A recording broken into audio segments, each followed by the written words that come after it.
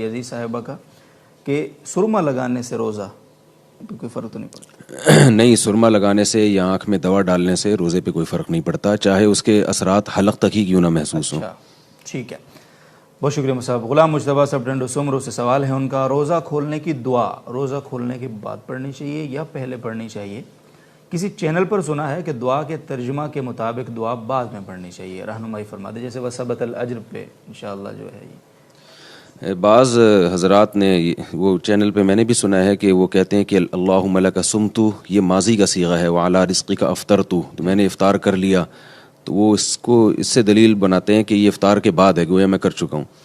لیکن جہاں افطرتو ماضی کے معنی میں آتا ہے، وہاں عربی زبان میں ہی جو ماضی کے صیغے ہیں وہ مستقبل کے معنی میں بھی آتے ہیں، جو کام یقینی ہو یا ہونے والا ہو۔ تو جو بھی محدثین ہیں یا فقہا ہیں، جہاں تک میں مطلع ہو سکا، تو وہ سب یعنی اس کا تذکرہ کرتے ہیں کہ دعا عند الافطار ہے، یعنی افطار کے وقت کی دعا ہے۔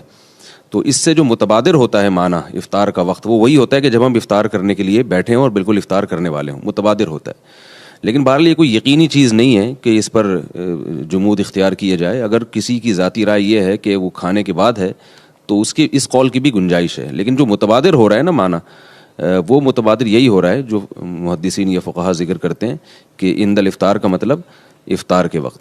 البتہ جو دوسری دعا ہے کہ ذهب الظما وابتلت العروق وثبت الاجر انشاء اللہ تعالی، یہ دعا افطار کرنے کے بعد ہے، کیونکہ اس میں الفاظ ہیں کہ ذهب الظما، پیاس بھی چلی گئی اور رگیں بھی تر ہو گئیں اور اجر اللہ کی طرف سے ثابت ہو گیا روزے کا۔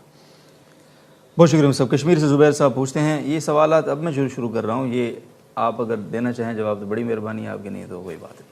کشمیر سے زبیر صاحب، رمضان مبارک کے مہینے میں عشاء کی اذان وقت سے 10 منٹ پہلے دے دیں، وقت داخل ہونے سے، میں جہاں تک سمجھاؤں، لیکن نماز صحیح وقت پر ادا کریں تو عمل درست ہے؟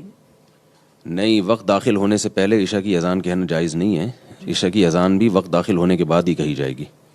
ٹھیک ہے، بہت شکریہ۔ اگین زبیر صاحب ہیں لیکن یہ راول پنڈی سے ہیں، وہ کشمیر سے تھے۔ اگر امام تراویح میں قرآن سناتے وقت کسی جگہ وَأَنْتُمْ تَعْلَمُونَ کی جگہ وَأَنْتُمْ لَا تَعْلَمُونَ پڑھ لے تو نماز کا کیا حکم؟ یہ وَأَنْتُمْ تَعْلَمُونَ کی جگہ جو انتم لا تعلمون پڑھا، اس سے معنی بالکل ہی اپوزٹ ہو گیا ہے۔ تو کوئی ایسی تبدیلی جس سے معنی بالکل ہی الٹ ہو جائے تو اس سے پھر نماز فاسد ہو جاتی ہے، نماز فاسد ہو جاتی ہے۔ بہت بہت شکریہ۔ معین الدین صاحب جدہ سے پوچھتے ہیں، تراویح میں حافظ صاحب قعدہ میں بیٹھنے کے بجائے کھڑے ہو گئے، لقمہ دینے پر بیٹھ گئے اور آخر میں سجدہ سہو کیا، کیا اس طرح 2 رکعت تراویح درست ہو گئی؟ جی ہاں، اس طریقے سے 2 رکعت تراویح ان کی درست ہو گئی ہے۔ ممبئی سے اکرام الحق صاحب پوچھتے ہیں، میرا تعلق جو ہے وہ فلم اداکاروں کے ساتھ ہے، میرا ان کے گھر بہت آنا جانا بھی لگا رہتا ہے، تو کیا میرے لیے ان کے گھر کھانا وغیرہ کھانا جائز؟ اگر وہ جو فلم اداکار ہیں ان کی آمدن کا کوئی بھی ذریعہ نہیں ہے سوائے جو فلموں میں ایکٹنگ کرنے کی جو ان کو اجرت ملتی ہے، تو پھر تو ان کے لیے ان کے گھر کھانا کھانا جائز نہیں ہے۔ اور اگر بہت ہی سخت مجبوری میں کھانا ہو تو ان کو بتا دیا جائے کہ ہم یہ کھانا کھا کے اس کی قیمت صدقہ کریں گے۔ یہ بتانا اس لیے ضروری ہے کہ تاکہ گناہ میں ان کے ساتھ معاونت نہ ہو، ورنہ وہ لوگ سمجھتے ہیں کہ یہ کھانا کھاتے ہوئے تو یہ وہ تو حرام ہے اور کھا لیتے ہیں اور بعد میں یہ کہتے ہیں کہ یہ حرام ہے۔ تو اور اگر ان کا اس کے علاوہ بھی کوئی ذریعہ آمدن ہے تو پھر یہ دیکھا جائے گا کہ یعنی غالب کیا ہے۔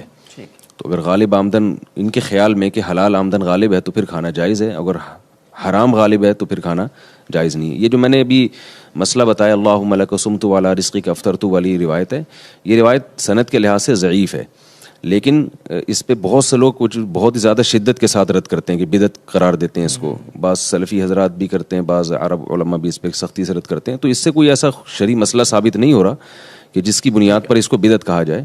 اس میں تشدد والی رائے اختیار نہیں کرنی چاہیے۔ ایک دعا ہے، اللہ تعالیٰ کی رحمت سے ایک امید ہے، تو اس لیے ان چیزوں میں سند کی بہت زیادہ قوت کی ضرورت نہیں ہوتی، دعاؤں کا جو باب ہے یا ذکر اذکار کا جو باب ہے۔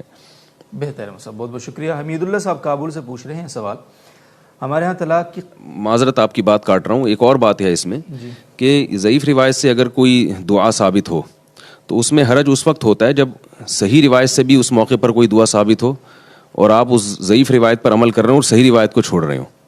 جیسے کوئی ذکر ہے اس پر کوئی صحیح حدیث بھی موجود ہے تو آپ صحیح حدیث کو چھوڑ کر خام میں وہ ضعیف حدیث سے جو ذکر ثابت ہے اسی کو آپ ترجیح دے رہے ہیں، تو پھر یہ ایک نامناسب بات ہوگی کہ جب صحیح روایات موجود ہیں، صحیح روایات سے ایک عمل موجود ہے تو آپ اس کو کیوں ترک کر رہے ہو۔ تو یہ جو روایت ہے نا اللہم لک صمت وعلی رزقک افطرت، اس دعا کے پڑھنے سے کسی صحیح حدیث کی مخالفت بھی نہیں ہو رہی ہے، یعنی ایسا نہیں ہو رہا کہ اس کی وجہ سے جو صحیح حدیث سے دعا ثابت ہے وہ آپ اس کا ترک لازم آ رہا ہو، جیسے ذهب الظمأ وابتلت العروق، یہ والی روایت ہے، تو ایسا بھی نہیں ہو رہا.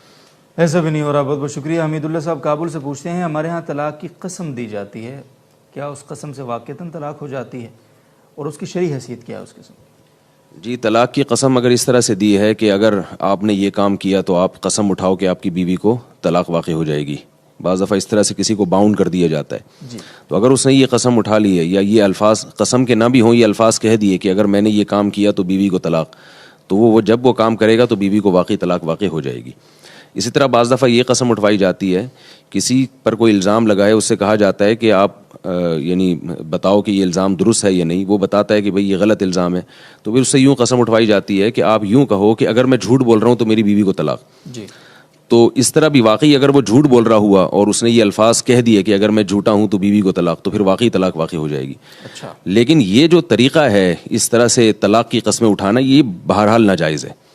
اس لیے صحیح بات یہی ہے کہ اگر کوئی شخص آپ کے پاس آ کے کہتا ہے کہ آپ آئندہ کے لیے مجھے یعنی ضمانت دیں تاکہ مجھے اطمینان ہو کہ آپ یہ کام نہیں کریں گے، تو آپ یہ قسم اٹھائیں، آپ یہ الفاظ کہیں کہ میں نے اگر یہ کام کیا تو بیوی کو طلاق، تو آپ یہ قسم ہرگز نہ اٹھائیں.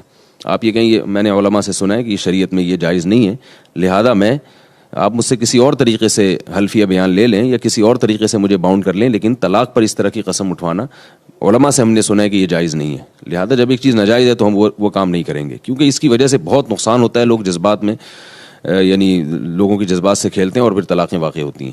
مہتاب صاحب کبیر والا سے پوچھ رہے ہیں کہ خامد بیوی کو بار بار یہ کہتا ہے مصعب تو میری طرف سے فارغ ہے، تو طلاق کیا؟ بس یہ فارغ کا لفظ جو ہے نا، مختلف قوموں میں مختلف عرف ہے اس کا، تو اس لیے کوئی ایک بات نہیں کہی جا سکتی. تو اگر یہ فارغ کا لفظ کسی قوم میں یہ عرف ہے کہ وہ طلاق ہی کے لیے متعین ہے تو پھر تو طلاق واقع ہو جائے گی. لیکن اگر کسی قوم میں ایسا عرف نہیں ہے بلکہ دونوں معنوں میں استعمال ہوتا ہے تو پھر قرائن دیکھے جائیں گے کہ بات کیا چل رہی تھی. قرینہ بھی اگر کوئی نہ ہو تو پھر شوہر کی نیت پوچھی جائے گی. تو اگر وہ یہ کہتا ہے کہ میری نیت طلاق کی نہیں ہے تو پھر طلاق واقع نہیں ہوتی. اگر ہنسی مذاق میں اور کوئی بھی ایسی بات نہیں ہو رہی طلاق کی، نہ دور دور کا کوئی امکان ہے، پھر بار بار بھی کہہ رہا ہے فارغ ہے، اس کے بعد وہ دونوں نارمل زندگی بھی گزار رہے ہیں، تو اس سے یہ اس بات کا ایک مضبوط قرینہ ہے کہ ان کی نیت طلاق کی نہیں تھی اور ان کے ہاں یہ طلاق کے معنی میں مستعمل نہیں ہے. ٹھیک. اگر وہ بار بار یہ کہہ رہا ہے ویسے تو اس کا مطلب وہ خود فارغ ہے. کیوں کہہ رہا ہے؟ جی، وہ خود فارغ ہے. بہت بہت شکریہ جی. عبداللہ صاحب فیصل آباد سے پوچھتے ہیں بیوی کی خالہ محرم ہوتی ہے؟ نہیں، بیوی کی خالہ شوہر کے لیے یعنی بھانجی کے خالہ کی بھانجی کے شوہر کے لیے محرم نہیں ہے.